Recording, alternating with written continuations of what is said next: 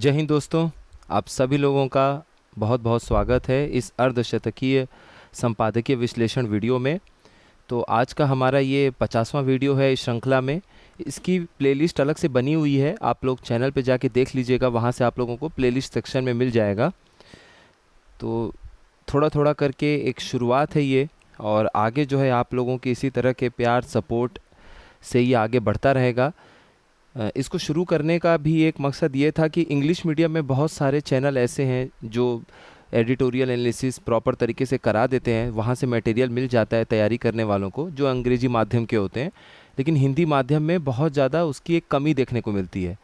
या फिर कुछ ही संस्था ऐसे हैं जहाँ पे आपको प्रॉपर मेंस के हिसाब से या निबंध के हिसाब से अच्छा मटेरियल देखने को मिलता है, जहाँ पे प्री में भी आपको मदद मिले। तो इसलिए इसको शुरुआत की गई आप लोगों के लिए, और जैसे जैसे आप लोगों का सपोर्ट भी बढ़ता जाएगा, मिलता चला जाएगा, ये 100 500 1000 पास करता चला जाएगा। तो चलिए शुरू करते हैं। आज का जो हमारा ये संपादकीय है, इसमें टॉपिक भी इस तरीके का लिया गया है डिटेल में, जो आप लोगों को GS 3 में हर बार 1 से 2 प्रश्न कृषि से क्षेत्र से जुड़े हुए ज़रूर पूछे जाते हैं। कभी कभी 3 सवाल भी आ जाते हैं। तो वहाँ पर ये पॉइंट आपका या तो सीधा सीधा प्रश्न बन जाएगा, या फिर आप इन पॉइंट्स को वहाँ पे लिख सकते हैं, और इसको हेडिंग करके प्रॉपर तरीके से फॉर्मेट में उस तरीके से लिखा गया है। चलिए शुरू करते हैं अपने विश्लेषण को। तो देखिए टॉपिक क्या लिखा हुआ है, सहकारिता का भारतीय कृषि में योगदान। अब सहकारिता जो है, कोऑपरेटिव जो है, उसका अलग से मंत्रालय भी बन चुका है। तो कोऑपरेटिव्स की धीरे धीरे डिमांड बढ़ रही है। उसके सक्सेस को, उसके अचीवमेंट को हम लोगों ने देखा है कि किस तरीके से अमूल जैसी कोऑपरेटिव सहकारिता एक बहुत बड़े सफलता के तौर पे सामने देखने को मिली है हम लोगों को।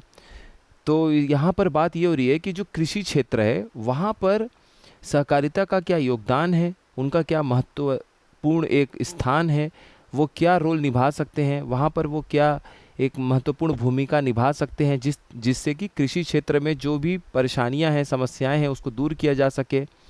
फिर हम ये भी बात करेंगे कि सहकारिता क्षेत्र में जो सहकारिता संस्थाएं हैं, कोऑपरेटिव सोसाइटीज़ हैं, उनमें किस तरह की समस्याएं हमें देखने को मिल रही है, उसे कैसे दूर कर सकते हैं, सारी बातें इसमें हम देखेंगे। तो भूमिका जो है वो कृषि से जुड़ा हुआ है, तो थोड़े से पॉइंट हम देख लेते हैं एग्रीकल्चर से जुड़े हुए। लेटेस्ट आंकड़े हैं, इसलिए आप इसको कहीं भी प्रयोग में ला सकते हैं। तो भूमिका जो है वो कृषि के महत्व से शुरू होगा।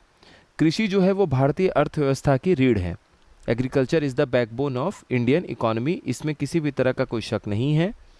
2022-23 के दौरान कुल कार्यबल, जो टोटल वर्क फोर्स था जो कृषि क्षेत्र में लगा हुआ था, उसका लगभग 46% यानी 45.76% कृषि और उससे संबद्ध क्षेत्र यानी एग्रीकल्चरल और एलाइड सेक्टर में लगा हुआ है।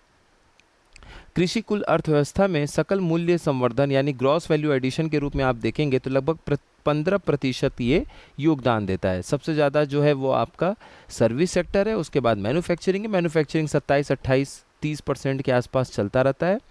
15% के आसपास आपका कृषि योगदान देता है GDP में, और बाकी का जो आपका हिस्सा बचा 45% तक, वो आपका आधा जो है वो आधा से थोड़ा सा कम वो आपका संभालता है सर्विस सेक्टर यानी कि सेवा क्षेत्र।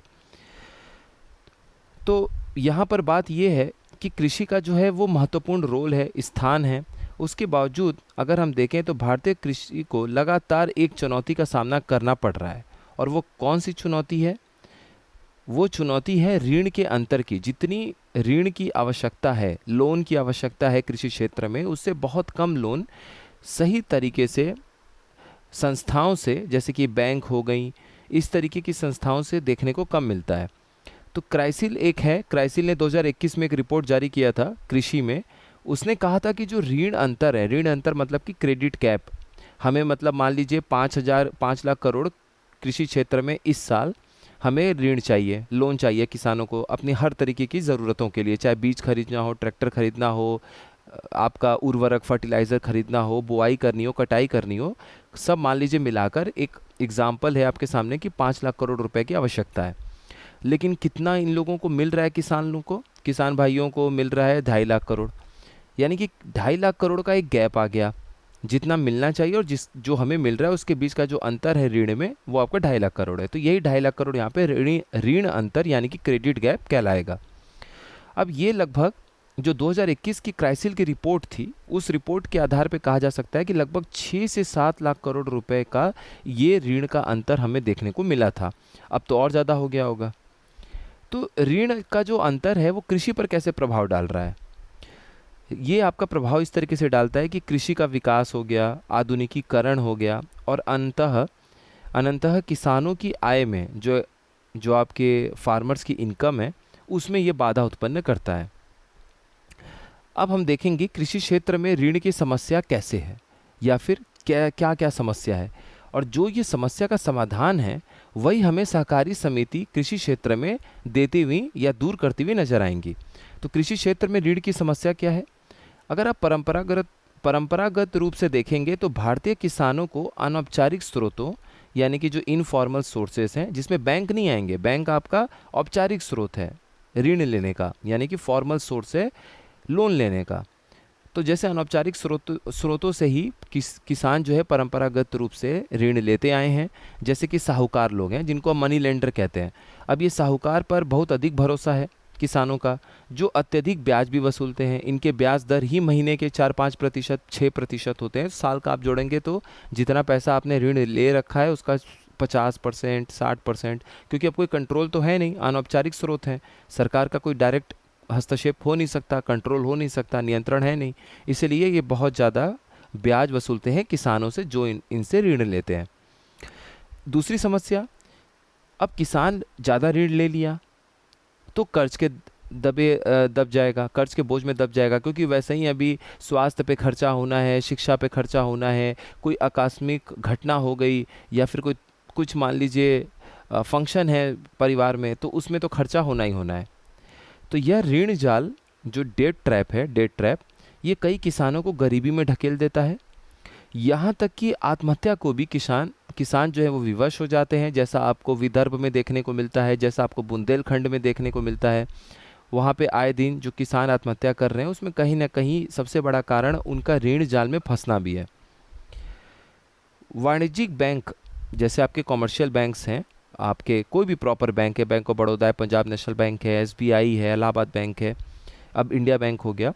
तो इस तरीके जो वाणिज्यिक बैंक हैं, इन जैसे औपचारिक ऋण संस्थान यानी फॉर्मल क्रेडिट इंस्टीट्यूशंस अक्सर बड़ी राशि को प्राथमिकता देते हैं। 20,000 30,000 रुपये के लोन के लिए आप उनके पास नहीं जा सकते हैं। पंजाब नेशनल बैंक या कहीं आप एसबीआई पहुंच गए और कहिए कि हमको 25,000 का लोन दे दीजिए, एक ट्रैक्टर से जुताई करवानी है, हार्वेस्टर से कटाई करवानी है, फसल बेच के हम आपको पैसा दे देंगे 2-3 महीने बाद। तो ऐसा नहीं होता है।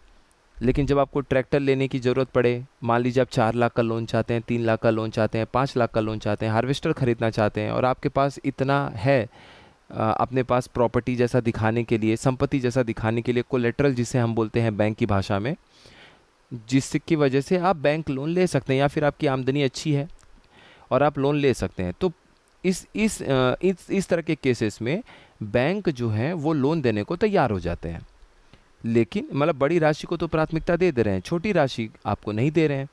जिससे क्या हो रहा है, जो छोटे और सीमांत किसान हैं, जिसे हम स्मॉल और मार्जिनल फार्मर्स बोलते हैं, वो इस ऋण की व्यवस्था से दूर हो जाते हैं, ऋण के लाभ से दूर हो जाते हैं, क्योंकि उनको 4 लाख 5 लाख का लोन नहीं चाहिए, उनकी उतनी आमदनी नहीं है, उनको चाहिए 10,000 20,000 25,000 का लोन।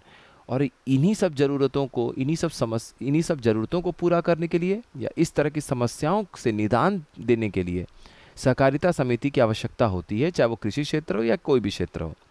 और यहीं पर सहकारिता समितियां आशा के किरण के रूप में उभरती हैं।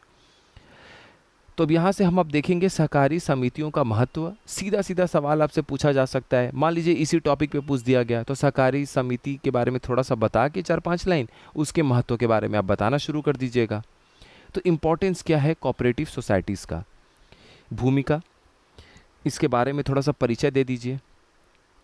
अपने विशाल संजाल यानी कि बहुत बड़े वास्ट नेटवर्क और सदस्य केंद्रित दृष्टिकोण के लिए, यानी मेंबर सेंट्रिक अप्रोच के लिए, और ग्रामीण विकास पर ध्यान देने के साथ सहकारी समितियां भारतीय कृषि की ऋण आवश्यकताओं को पूरा करने में एक महत्वपूर्ण भूमिका निभा सकती हैं। इस तरीके का आप बढ़िया सा एक बैकग्राउंड और इंट्रोडक्शन परिचय दे दीजिए।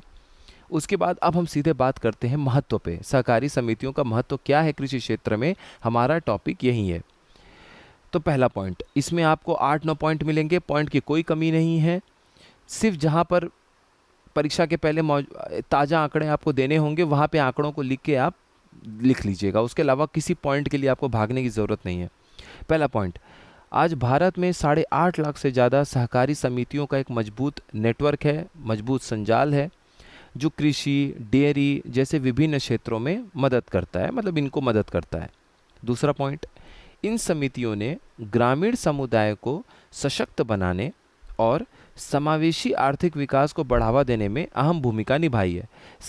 समावेशी का मतलब ये हो जाता है, किसी भी क्षेत्र से आप आते हो, आप छत्तीसगढ़ के जंगल से हो, आप गुजरात के समृद्ध एरिया से हो, किसी भी वर्ग से हो, आप कम पैसे कमाने वाले वर्ग से आते हो, आप अमीर वर्ग से आते हो, किसी भी क्षेत्र से आते हो, किसी भी वर्ग से आते हो, चाहे आप महिला हो या पुरुष हो, सभी को अगर विकास का फ़ायदा मिल रहा है, विकास के गंगा में, विकास की धारा में आप सभी को उसमें प्रभावित होने का एक मौका दिया जा रहा है, तो वो कहीं ना कहीं समावेशी विकास का रूप होता है।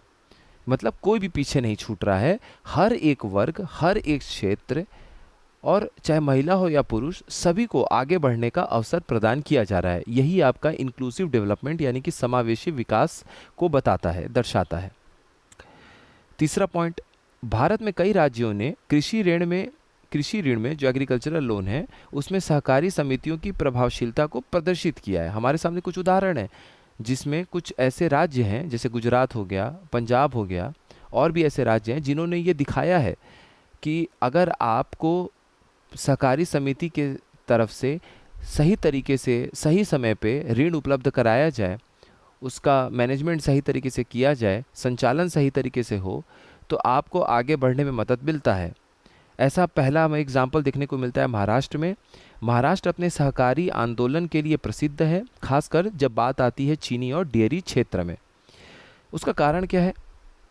कारण है किसानों को ऋण उपलब्ध कराया जा रहा है, कारण है मजबूत आपूर्ति श्रृंखला की स्थापना की गई, यानी कि स्ट्रॉन्ग सप्लाई चेन। जैसे मान लीजिए कि 20 गांव, 200 गांव हैं, हर गांव में अपने दूध के लिए आप एक सहकारी समिति की स्थापना करते हैं अमूल जैसा, और वहाँ से अगर आप ये व्यवस्था नहीं बनाएंगे कि जितने भी किसान उस 200 गाँवों में रहते हैं, जिनके पास गाय भैंस है, वो दूध हमें सप्लाई करना चाहते हैं और आप उनसे दूध नहीं इकट्ठा कर पा रहे हैं, तो फिर जाहिर सी बात है कि आपका प्लान बहुत दिन तक चलेगा नहीं, फेल हो जाएगा। लेकिन अगर आपने ये व्यवस्था बनाए रखी है कि कोई भी किसान जो अपने गाय भैंस का दूध हमें बेचना चाह रहा है, सहकारी समिति से जुड़कर हम एक नॉर्मल सी गाड़ी उसके घर पहुंचा दे रहे हैं, या एक गांव के ही एक एरिया में हम अपनी गाड़ी खड़ा कर दे रहे हैं और सबको कह रहे हैं कि उस गाँव के लोग वहाँ इकट्ठा होकर गाड़ी में अपना दूध सप्लाई कर दें, चढ़ा दें, तो बर्तन में रख के चढ़ा दें, तो बड़े आराम से सारे गांव से आप दूध इकट्ठा कर लेंगे और एक जगह जहां केंद्रित होगा आपका इंडस्ट्री, फैक्ट्री, वहां पर आप दूध की प्रसंस्करण, प्रोसेसिंग शुरू कर सकते हैं। तो ये हमें महाराष्ट्र में देखने को मिला है। तीसरी चीज़, उनकी उपज के लिए उचित मूल्य भी आप सुनिश्चित कर रहे हैं। जितना मिलना चाहिए, अगर आप उसका ठीक ठाक पैसा किसानों को मुहैया करा दे रहे हैं, उनको दे दे रहे हैं, तो उनको उनकी उपज के लिए भी उचित मूल्य मिल रहा है, तो वो अपने काम में भी मन से लगे रहेंगे। और सप्लाई जो है, जो आपको आपूर्ति है दूध की, इस केस में जैसे हम दूध की बात कर रहे हैं, वो भी आपको निश्चित तौर पे मिलती रहेगी। वरना कुछ किसानों को लगेगा कि कुछ रेट हमें बढ़िया तो दे नहीं रहे हैं, सारा मुनाफा खुद रख रहे हैं, तो फिर हमको क्या ज़रूरत है दूध बेचने का? दूध बेचने का कुछ फ़ायदा भी तो समझ में आना चाहिए। तो ये चीज़ भावना नहीं आती है जब आप मूल्य भी, उचित मूल्य आप मुहैया कराते हैं किसानों को। दूसरा एग्जाम्पल हमें देखने को मिलता है, दूसरा उदाहरण देखने को मिलता है गुजरात का। गुजरात का अमूल सहकारी मॉडल, जो गुजरात का अमूल कोऑपरेटिव मॉडल है, इस बात का एक शानदार उदाहरण है कि सहकारी समितियां किस तरह किसी उद्योग में क्रांति ला सकती हैं। बिल्कुल सही बात है। इसके बाद भारत का अन्न भंडार कहे जाने वाले पंजाब की कृषि सफलता का श्रेय मुख्य रूप से सहकारी समितियों के मजबूत नेटवर्क संजाल को दिया जाता है। ये तीसरा उदाहरण है हमारे सामने। इन समितियों ने आधुनिक कृषि तकनीकों जैसे कि मॉडर्न एग्रीकल्चरल टेक्निक्स के लिए ऋण उपलब्ध कराने में महत्वपूर्ण भूमिका निभाई है, जिससे किसानों की उत्पादकता और आय दोनों में वृद्धि दर्ज हुई है। चौथा पॉइंट, सहकारी समितियां सदस्य स्वामित्व वाली संस्थाएं हैं। मतलब आपका कंपनी की तरह ऐसा नहीं है कि कोई एक चेयरमैन है, एमडी है और सब मालिक वही है और आप सब लोग एक एम्प्लॉय की तरह, कर्मचारी की तरह उस कंपनी में काम कर रहे हैं और आपको सैलरी दे दी जा रही है, बाकी जो बड़ा मुनाफा है वो मालिक लोग ले जा रहे हैं। ऐसा नहीं है।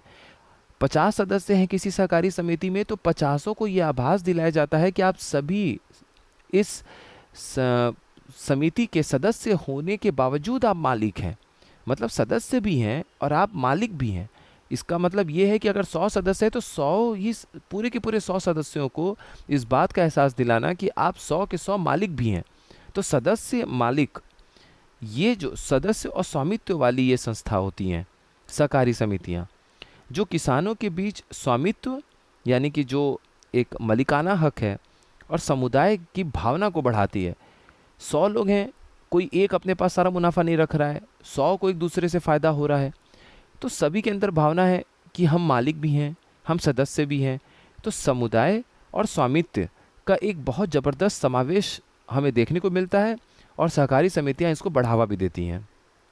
5वां पॉइंट इनके महत्व में, मानकीकृत ऋण उत्पादों वाले, स्टैंडर्डाइज्ड लोन प्रोडक्ट्स वाले वाणिज्यिक बैंकों के विपरीत सहकारी समितियां लचीले पुनर्भुगतान कार्यक्रम, छोटी ऋण राशि और निजी कर्जदाताओं की तुलना में कम ब्याज दरों पर ऋण योजनाएं तैयार कर सकती हैं। बैंक में आप जाएंगे, बैंक में प्रोसेस है कि आपको ये इस तरीके से आपका क्राइटेरिया होना चाहिए, ये मापदंड आप जब पूरा कर पाएंगे तभी हम आपको लोन दे पाएंगे। उसके बाद जैसे आपसे कह दिया जाएगा कि 6 महीने के अंदर लोन देना आपको शुरू करना है। अगर आप कर्ज नहीं दे पाते हैं तो हम अपनी कार्रवाई करेंगे लोन लेने की प्रक्रिया को अपनाने के लिए। लेकिन जब आप सहकारी समिति से लोन लेते हैं तो वो कहते हैं कि 6 महीने का हम आपको समय देते हैं। अगर 6 महीने में आपका फसल दुर्भाग्यवश खराब हो जाता है या फिर उचित मूल्य आपको नहीं मिल पाता है 6 महीने के बाद, क्योंकि देखिए ये फिक्स नहीं होता है मार्केट में कि आप इतने ही रेट पे फल सब्जी या अपने अनाज को बेच पाएंगे, क्योंकि वो तो फ्लक्चुएट होता रहता है, वो ऊपर नीचे होता रहता है। तो मान लीजिए अगर उसमें सहकारी समिति में आपको ये बोला जाए कि 6 महीने के बाद अगर आपका फसल नहीं बिकता है या ख़राब हो जाता है दुर्भाग्यवश, तो 30% लोन आप दे दीजिएगा, फिर हम 6 महीना बढ़ा देंगे, अगले 6 महीने में आप लोन दे दीजिएगा। ये बैंक में देखने को नहीं मिलेगा आपको। इसीलिए यहाँ पे बोला गया है कि फ्लेक्सिबल लोन रीपेमेंट प्रोग्राम सहकारी समितियों द्वारा चलाया जाता है, जिसे हम लचीले पुनर्भुगतान कार्यक्रम का नाम दे रहे हैं। और बाकी ये बात भी सही है कि कम ब्याज पे भी आपको लोन मिल जाएगा। बैंक का अपना एक सिस्टमेटिक तरीके से लोन का एक इंटरेस्ट रेट है, ब्याज दर है। वो बोलेंगे कि देखिए सर, आप आए चाहे कोई और आए, 10.5% पे ही हम आपको ब्याज दे सकते हैं, 10.5% ब्याज दर पे ही हम आपको ये कर्ज दे सकते हैं, लोन दे सकते हैं। लेकिन सहकारी समिति बोलेगी कि हम आपको 5% पे भी देने में सक्षम है। तो सहकारी समिति कहीं ना कहीं कम ब्याज पे भी आपको कर्ज देने के लिए तैयार हो जाती है और इसका फ़ायदा किसानों को ज़रूर मिलता है। छठा इम्पोर्टेंस क्या है, छठा महत्व क्या है सहकारी समितियों का? ये बीज, उर्वरक और उपकरणों के लिए अल्पकालिक ऋण, शॉर्ट टर्म लोन आपको मुहैया कराती हैं। सिंचाई या पशुधन के लिए भी मध्यम अवधि के ऋण, जैसे छोटे पैमाने की खेती करनी है आपको, इस तरह की विविध आवश्यकताओं को भी ये पूरा करते हैं। 7वां, कृषि मशीनरी अब आपको खरीदनी है या भूमि का विकास करना है, बुनियादी ढांचा परियोजनाओं जैसे कि पूंजी गहन निवेशों के लिए भी सहकारी समितियां दीर्घकालीन ऋण प्रदान करती हैं। निर्भर करता है कि आपको थोड़े समय के लिए, थोड़े से अवधि के लिए कर्ज चाहिए या फिर एक 5 महीने, 6 महीने, 7 महीने के लिए चाहिए, ठीक है, या फिर आपको जैसे मध्यम अवधि के ऋण चाहिए या फिर आपको दीर्घकालीन चाहिए। अब अभी आप ज़मीन अपना बेहतर करने की कोशिश करेंगे या मशीन खरीदने की कोशिश करेंगे तो उसका फ़ायदा आपको 1 साल 2 साल के बाद मिलेगा। तो दीर्घकालीन हो गया वो कि साल भर से ऊपर का लोन का समय एक आप ले रहे हैं तो वो दीर्घकालीन में चला जाएगा। ये ऋण कृषि क्षेत्र में आधुनिकीकरण, मॉडर्नाइजेशन और उत्पादकता यानी कि प्रोडक्टिविटी बढ़ाने में मदद करते हैं। 8वां, सहकारी समितियों का एक महत्वपूर्ण लाभ कृषि समुदाय के कमज़ोर वर्गों को सशक्त बनाने पर ध्यान केंद्रित करता है। कैसे? देखिए, छोटे और सीमांत किसान जो होते हैं, सीमांत किसान का मतलब ऐसे किसान जिनके पास 1 एकड़ से कम की ज़मीन है, और अगर कोई 2 से 4 एकड़ के बीच में ज़मीन रखा हुआ है तो वो छोटा किसान, स्मॉल फार्मर आ जाएगा। तो इस तरह के जो किसान हो गए, किराएदार किसान हो गए, टेनेंट फार्मर हो गए, और महिला किसानों को अक्सर समपार्श्विक यानी कि जो कोलेटरल है वो सुरक्षा या अपर्याप्त दस्तावेजों जैसे कारक के कारण औपचारिक ऋण प्राप्त करने में कठिनाई होती है, क्योंकि बैंक आपसे अपनी गारंटी के लिए आपका कोई ना कोई दस्तावेज मांगेगा जिससे आप अपनी कोलेटरल दिखा सकें। कोलेटरल का मतलब यही है कि हम आपको 1 लाख रुपए का लोन दे रहे हैं, तो हम ये क्या गारंटी माने कि कल को आप लोन नहीं दे पाएंगे तो हम आपसे वसूल सकते हैं। तो मान लीजिए आपके पास कुछ वाहन है, आपके पास ज़मीन है, तो आप उसको कोलेटरल दिखा देते हैं, संपार्श्विक तरीके से दिखा देते हैं बैंक के सामने कि अगर साहब हम आपको लोन नहीं दे पाते हैं तो मेरे पास जो संपत्ति पड़ी है आप उसको बेच के अपना लोन वापस ले लीजिएगा। तो ये दस्तावेज दिखाने के लिए, संपत्ति दिखाने के लिए बैंक में ज़रूरत है। अब जिनके पास नहीं है दस्तावेज, जिनके पास ये सब संपत्ति नहीं है, तो वो फिर कर्ज की उनको आवश्यकता है तो वो कहाँ से लेंगे? उसी आवश्यकता को पूरी करने के लिए सहकारी समितियों की आवश्यकता होती है। तो यहाँ पर यही लिखा है कि इस तरह के कारक के कारण औपचारिक ऋण प्राप्त करने में कठिनाई होती है, तो सहकारी समितियां इन वंचित समूहों को ऋण देने को प्राथमिकता दे सकती है।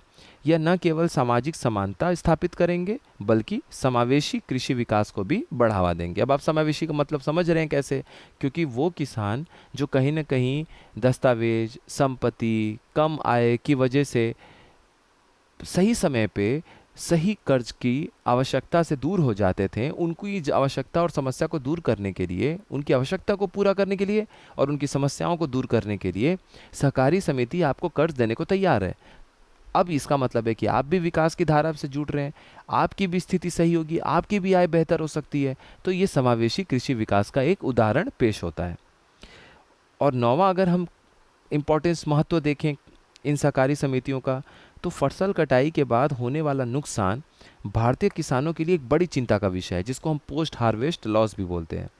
एक अनुमान के अनुसार भारत को वार्षिक फसल कटाई के बाद खाद्यान्न में 10 से 15% के बीच का नुकसान का सामना हर साल करना पड़ता है, जो ज़्यादातर अपर्याप्त भंडारण सुविधाएं यानी कि इनएडिक्वेट स्टोरेज फैसिलिटीज़ और अकुशल वितरण नेटवर्क, इनएफिशिएंट डिस्ट्रीब्यूशन नेटवर्क के कारण होता है। तो फिर अब क्या होगा? सहकारी समिति कैसे इसमें आपको फ़ायदा दे सकती है? सहकारी समितियां किसानों को उनकी उपज को प्रभावी ढंग से संग्रहित करने में मदद करने के लिए भंडारण की सुविधा आपको प्रदान कर सकती है। भंडारण की सुविधा नहीं है, आपका कटाई के बाद जो फसल खराब हो रहा है, लीजिए भंडारण में रखा हुआ है, नॉर्मल सा खर्चा होगा, एसी है जो भी मान लीजिए लगा होगा, वो फसल पर निर्भर करता है कि किस तरीके का कोल्ड स्टोरेज फैसिलिटी या भंडारण सुविधा आप मुहैया करा रहे हैं। उस हिसाब से फिर आपके फसल को बर्बाद न होने में मदद करेगी ये सहकारी समितियाँ। सहकारी समितियों के लिए अब चुनौती क्या है? देखिए, किसानों के लिए तो सहकारी समिति बहुत बेहतर है, तो फिर ये इतना बड़ा हमें क्रांति देखने को क्यों नहीं मिलता है? क्योंकि बहुत सारे ऐसे कारण हैं जो सहकारी समितियों के लिए खुद एक चुनौती बन के खड़ी हैं। तो जब इन चुनौतियों का सामना सहकारी समिति खुद करेगी, तब जाके वो कहीं इस बेहतर स्थिति में होगी कि किसानों की जो समस्याएं हैं, किसानों को कृषि में जो चुनौतियों का सामना करना पड़ रहा है, उसको आप दूर कर सकें। तो हम समझते हैं कि सहकारी समितियों के लिए चुनौतियां क्या हैं। अपनी क्षमता के बावजूद भारत में सहकारी समितियों को ऐसी चुनौतियों का सामना करना पड़ता है जो उनकी प्रभावशीलता में बाधा बनती है। कैसे? पहला, उनके पास विशेषज्ञों की कमी है, लैक ऑफ एक्सपर्टीज़ है। उचित प्रबंधन के लिए कुशल और अनुभवी सदस्यों की नियुक्ति अति आवश्यक होती है, और वो ये सोसाइटी कर नहीं पाते क्योंकि इनके पास इतनी पर्याप्त मात्रा में कमाई, सैलरी नहीं होती है। अब आपको कोई कह दे, किसी कोऑपरेटिव सोसाइटी को आपके पास मान लीजिए कोई भी इस तरीके की कोऑपरेटिव सोसाइटी है, सहकारी समिति है, और उसको कोई कह दे कि आप एक दो अच्छे सीए लोगों को रख लीजिए, चार्टर्ड अकाउंटेंट को। अब उनके पास पैसा ही नहीं है चार्टर्ड अकाउंटेंट को रखने का, तो क्या होगा? जैसे तैसे वो समिति चलती रहेगी। उनको पता है कि इनको रखने से हमारा प्रबंधन बेहतर हो सकता है, लेकिन उस प्रबंधन को बेहतर बनाने के लिए सीए को रखने के लिए आपके पास पैसे की कमी है। तो एक ये सबसे बड़ा हमारे पास नुकसान, मतलब चुनौती है सहकारी समिति में। दूसरा, समय समय पे राजनीतिक हस्तक्षेप भी आपको देखने को मिलता है। सहकारी समितियों के कामकाज में राजनीतिक हस्तक्षेप अगर होगा तो उनकी स्वायत्तता, जो उनकी ऑटोनॉमी है, जो उनका निर्णय लेने की क्षमता है, वो कमज़ोर होगा। क्योंकि उनको लगेगा कि हम ये डिसीजन लेने जा रहे हैं, अभी कल को कोई गवर्नमेंट का अधिकारी या सचिव कह देगा कि आप ये कैसे ले रहे हैं, आपने मुझसे परमिशन लिया। इससे उनके विस्तार, अगर वो चाह रहे होंगे कि हम और भी जगह अपनी समिति का स्थापना करें, उसके विस्तार में फ़र्क पड़ेगा, एक्सपेंशन में फ़र्क पड़ेगा, और उनके विकास में भी बाधा पड़ेगी। उनके ग्रोथ एंड एक्सपेंशन में सीधा सीधा असर होता है जब भी किसी भी तरह का राजनीतिक हस्तक्षेप अकारण, देखिए जहाँ वाजिब है, जहाँ ज़रूरत है, वहाँ पे राजनीतिक हस्तक्षेप फिर भी ठीक है, लेकिन बिना ज़रूरत के अननेसेसरी पॉलिटिकल इंटरफेरेंस इन्हीं के विस्तार और विकास में बाधा उत्पन्न करेगा। तीसरा, पूंजी और संसाधन बाधाएं, कैपिटल एंड रिसोर्स कंस्ट्रेंट्स। जैसा कि हमने देखा, सहकारी समितियां अक्सर आधुनिकीकरण और जो नए उद्यम हैं उनके विकास के लिए पर्याप्त पूंजी तक पहुंचने के लिए संघर्ष करती रहती हैं।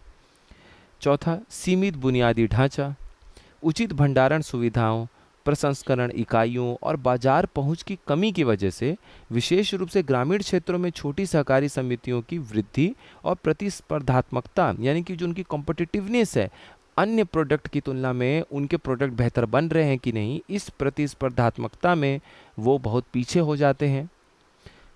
सहकारी समितियों की समस्या का समाधान कैसे करें? देखिए, ऋण अंतर को प्रभावी ढंग से पाटने तथा किसानों का वित्तीय हित सुनिश्चित करने के लिए बहुआयामी दृष्टिकोण की आवश्यकता है। ये हमने एक परिचय दे दिया 4 लाइन का। अब हम ये देखते हैं कि सहकारी समितियों की समस्या का समाधान कैसे होगा। तो पहला पॉइंट, पैक्स। देखिए, सहकारी समिति का 3 स्तर पे अपने देश में निर्धारण होता है। एक होता है प्राइमरी एग्रीकल्चरल कोऑपरेटिव सोसाइटी, मतलब पैक्स। प्राथमिक स्तर पे, गांव के स्तर पे आपको सहकारी समिति की स्थापना देखने को मिलती है। एक जिले स्तर पर होता है और एक आपका राज्य स्तर पे होता है और एक आपका राष्ट्रीय स्तर पे होता है। इस तरीके से समिति बनती है। तो पैक्स यानी कि गांव स्तर की जो संस्थाएं हैं उनको मजबूत करना बहुत ज़रूरी है। दूसरा, इनके संचालन को सुव्यवस्थित करना बहुत ज़रूरी है। तीसरा, जो ऋण वसूली तंत्र है, हम किस तरीके से ऋण देने के बाद उसको वसूल रहे हैं, डेट रिकवरी सिस्टम जिसको बोलते हैं, उसमें सुधार करने की आवश्यकता है। और बेहतर ऋण प्रबंधन यानी बेटर डेट मैनेजमेंट के लिए प्रौद्योगिकी को अपनाना अति आवश्यक है। टेक्नोलॉजी अपनाइए। टेक्नोलॉजी से देखिए, हो सकता है आपका जो काम करने का तरीका है उसमें बहुत बेहतरीन तरीके से बदलाव है। चौथा, जो वित्तीय साक्षरता है, लोगों को बताइए। हमें फाइनेंशियली लिटरेट करने की आवश्यकता है, बताने की आवश्यकता है कि आपको कैसे बैंकों में क्या चीज़ करना है। ठीक है। जोखिम प्रबंधन, रिस्क मैनेजमेंट और आधुनिक कृषि पद्धतियों यानी कि मॉडर्न एग्रीकल्चरल प्रैक्टिसेस पर सोसाइटी के सदस्यों और कर्मचारियों के लिए प्रशिक्षण कार्यक्रम, उनकी परिचालन दक्षता, ठीक है, उनके जो ऑपरेशनल कैपेसिटी है, जिस तरीके से वो सहकारी समितियों का परिचालन करते हैं और उसका जो इफेक्टिवनेस है, प्रभावशीलता है, उसको बढ़ा सकता है। पांचवा, प्रौद्योगिकी को अपनाने से सहकारी समितियों के कामकाज में क्रांतिकारी बदलाव आ सकता है। कैसे? मोबाइल बैंकिंग, ऑनलाइन ऋण आवेदन और डिजिटल रिकॉर्ड रखने से पारदर्शिता बढ़ सकती है। ऋण प्रसंस्करण दक्षता में भी सुधार हो सकता है। अगर आप ऑनलाइन रिकॉर्ड मेंटेन करते हैं, कल को आपको बड़े बैंक से लोन चाहिए ताकि आपसे जुड़े हुए जो सदस्य हैं उनको आप लोन बांट सकें। बैंक बोल रहा है आपने बहुत बेहतरीन काम किया, आपने तो डिजिटल रिकॉर्ड रखा हुआ है, इससे ये भी पता चल पा रहा है कि पिछला लोन आपने कितना बेहतर तरीके से चुकाया और जो कि हमसे लोन लेके आप बाकी लोगों को लोन दे रहे हैं उनसे किस तरीके से आप लोन वसूल रहे हैं, ये सारा चीज़ आपने दस्तावेज बना रखा है ऑनलाइन। तो इससे पारदर्शिता तो बढ़ती है। इससे ये पता चलता है कि पैसा जो इनको मिला है वो कहाँ जा रहा है, कौन दे रहा है। साथ ही साथ ये भी पता चलता है ऑनलाइन रिकॉर्ड रखने से कि आप उस पैसे का किस तरीके से इस्तेमाल कर रहे हैं। तो इससे क्या होता है कि जो लोन प्रोसेसिंग होती है, जो ऋण प्रसंस्करण और दक्षता है, उसमें बहुत अच्छा सुधार हो पाता है। मतलब बैंक भी आपको आसानी से लोन दे देगा और आप भी आप सदस्यों को बड़े अच्छे से लोन दे सकते हैं। तो निष्कर्ष क्या है? निष्कर्ष है सहकारी समितियों में भारतीय कृषि परिदृश्य को बदलने की अपार क्षमता है। इन संस्थाओं को पुनर्जीवित करके सदस्य केंद्रित दृष्टिकोण को बढ़ावा देकर और प्रौद्योगिकी का लाभ उठाकर सहकारी समितियां ये जो ऋण अंतर है, जहां से हमने अपने टॉपिक की शुरुआत की थी, क्रेडिट गैप है, उसको पाट सकती हैं। इससे न केवल भारत की खाद्य सुरक्षा मजबूत होगी बल्कि ग्रामीण विकास और समग्र आर्थिक विकास यानी कि कॉम्प्रिहेंसिव इकोनॉमिक डेवलपमेंट में भी महत्वपूर्ण योगदान मिलेगा। तो ये अपना आज का विश्लेषण हमारा कंप्लीट होता है। इस टॉपिक पे बहुत ज़्यादा सवाल सीधा या घुमावदार पूछा जाता है। कृषि क्षेत्र में ये टॉपिक आपको बहुत मददगार साबित होगा। थोड़ा बेहतर ढंग से पॉइंट लिखने की कोशिश की गई है। आपके जो भी सुझाव हैं किसी भी समय या किसी भी टॉपिक पे आप एमसीक्यू चाहते हैं, हमेशा कमेंट बॉक्स आपके लिए खुला हुआ है। किसी भी तरह का आप सुधार चाहते हैं उसके लिए भी बहुत बहुत आप लोगों का स्वागत है। बाकी अपनी पढ़ाई जारी रखिए। अब परीक्षाएं धीरे धीरे नज़दीक आ रही हैं। मेंस और प्री साथ लेके चलिए। 1 महीने पहले मेंस प्री के पहले आप पूरी तरीके से समर्पित हो जाइएगा, क्योंकि प्री अब मेंस से ही जुड़ा हुआ आ रहा है। सिर्फ प्री का पढ़ने का ज़्यादा फ़ायदा नहीं है। फैक्ट उस समय देख लीजिएगा। बाकी प्री की पढ़ाई अभी से भी जारी रखिए और पढ़ाई करते रहिए। आगे मिलते हैं नेक्स्ट इन्फॉर्मेटिव वीडियो में। आप सभी लोगों का बहुत बहुत धन्यवाद।